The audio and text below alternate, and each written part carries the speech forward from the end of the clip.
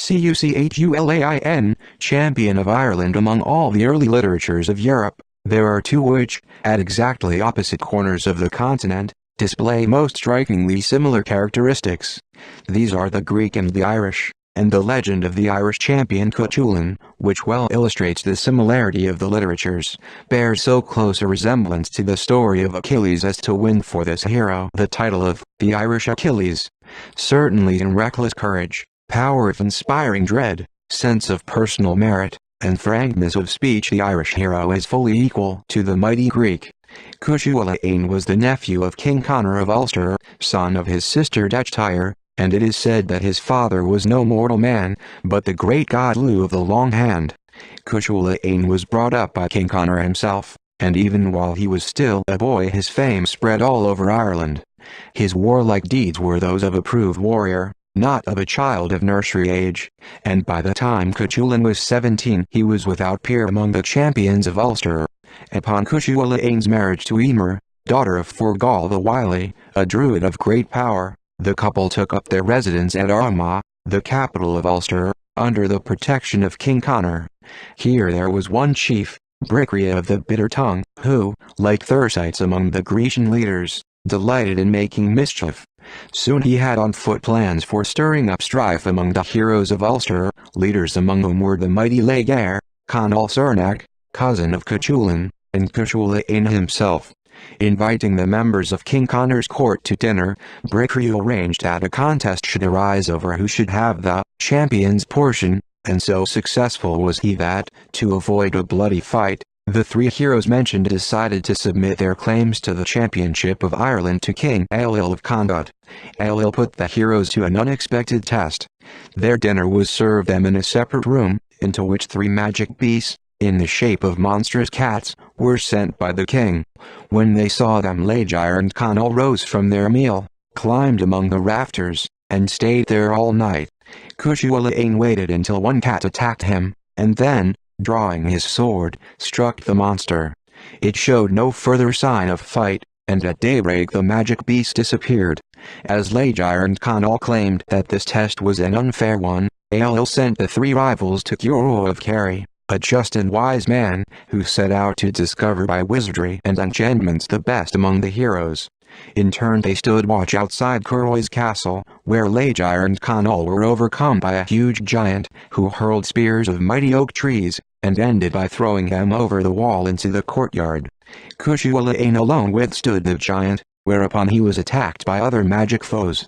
Among these was a dragon, which flew on horrible wings from a neighboring lake, and seemed ready to devour everything in its way.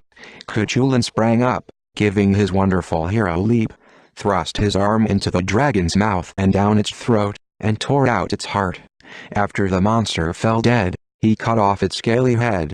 As even yet Cuchulain's opponents would not admit his championship, they were all three directed to return to Armagh, to await Cuchulain's judgment. Here it happened that all the Ulster heroes were in the great hall one night, except Cuchulain and his cousin Conall. As they sat in order of rank, a terrible stranger, gigantic in stature, hideous of aspect, with ravening yellow eyes, entered. In his hand he bore an enormous axe, with keen and shining edge. Upon King Conor's inquiring his business there, the stranger replied, "Behold my axe.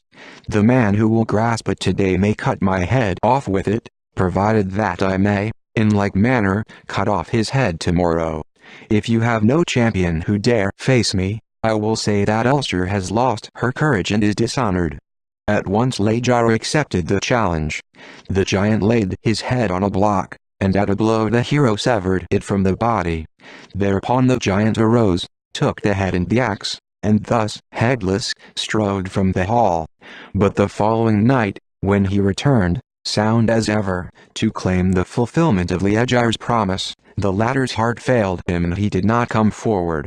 The stranger then jeered at the men of Ulster because their great champion durst not keep his agreement, nor face the blow he should receive in return for the one he gave. The men of Ulster were utterly ashamed, but Conall Cernach, who was present that night, made a new agreement with the stranger. He gave a blow which beheaded the giant, but again, when the latter returned whole and sound on the following evening, the champion was not to be found. Now it was the turn of Cuchulain, who, as the others had done, cut off the giant's head at one stroke. The next day the members of Conor's court watched Cuchulain to see what he would do. They would not have been surprised if he had failed like the others, who now were present. The champion, however, showed no signs of failing or retreat. He sat sorrowfully in his place, and with a sigh said to King Conor as they waited, "Do not leave this place till all is over. Death is coming to me very surely, but I must fulfill my agreement, for I would rather die than break my word." Towards the close of day the stranger strode into the hall exultant. "Where is Cuchulain?" he cried. "Here I am," was the reply. "Ah, poor boy. Your speech is sad tonight, and the fear of death lies heavy on you, but at least you have redeemed your word and have not failed me." The youth rose from his seat and went towards him, as he stood with the great axe ready, and knelt to receive the blow. The hero of Ulster laid his head on the block, but the giant was not satisfied. "Stretch out your neck better," said he. "You are playing with me, to torment me," said Cuchulain. "Slay me now speedily, for I did not keep you waiting last night." However, he stretched out his neck as ordered, and the stranger raised his axe till it crashed upwards through the rafters of the hall, like the crash of trees falling in a storm. When the axe came down with a terrific sound, all men looked fearfully at Cuchulain. The descending axe had not even touched him. It had come down with the blunt side on the ground, and the youth knelt there unharmed. Smiling at him, and leaning on his axe, stood no terrible and hideous stranger, but Gurroy of Kerry, come to give his decision at last. "Rise up, Cuchulain," said Gurroy. "There is none among all the heroes of Ulster to equal you in courage and loyalty and truth. The championship of the heroes of Ireland is yours from this day forth, and the champion's portion at all feasts, and to your wife I adjudge the first place among all the women of Ulster. Woe to him who dares to dispute this decision." Thereupon Gurroy vanished, and the warriors gathered around Cuchulain, and all with one voice acclaimed him the champion of the heroes of all Ireland, a title which has clung to him until this day. This is one of many stories told of the Irish champion, whose deeds of bravery would fill many pages. Cuchulain finally came to his end on the field of battle, after a fight in which he displayed all his usual gallantry but in which unfair means were used to overcome him. For Wales and for England during centuries Arthur has been the representative, very gentle perfect knight. In a similar way, in England's sister isle, Cuchulain stands ever for the highest ideals of the Irish Gaels.